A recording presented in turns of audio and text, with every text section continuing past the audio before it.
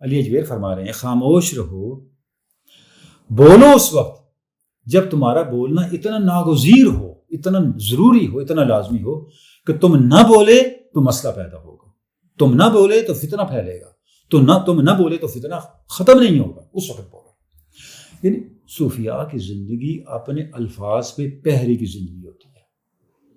المسلم من سلم المسلمون من لسانہ و یدہ، آپ صلی اللہ علیہ وسلم نے ارشاد فرمایا مسلمان وہ ہے جس کی زبان اور ہاتھ سے دوسرے مسلمان محفوظ ہوں، بلکہ دوسری جگہ ارشاد ہوا جس کی زبان اور ہاتھ سے انسانیت محفوظ ہو، یہ بھی حدیث پاک ہے۔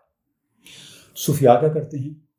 اپنے الفاظ اور اپنی زبان پہ پہرا دیتے ہیں، کیونکہ وہ بولتے احتیاط کے ساتھ ہیں، تو ان کا وہ کوئی لفظ ضائع نہیں کرتے، تو اللہ بھی ان کے کسی لفظ کو ضائع نہیں کرتا۔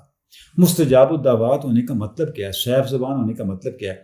کہ صوفیاء مستجاب الدعوات ہوتے ہیں، سیف زبان ہوتے ہیں، ان کی بات زبان سے نکلی بات اللہ قبول کرتا ہے۔ کیوں کرتا ہے؟ اللہ کو پتہ ہے یہ فضول بات کرتے ہی نہیں ہیں، یہ وہی بات کرتے ہیں جو درجہ قبولیت کی اہل ہے۔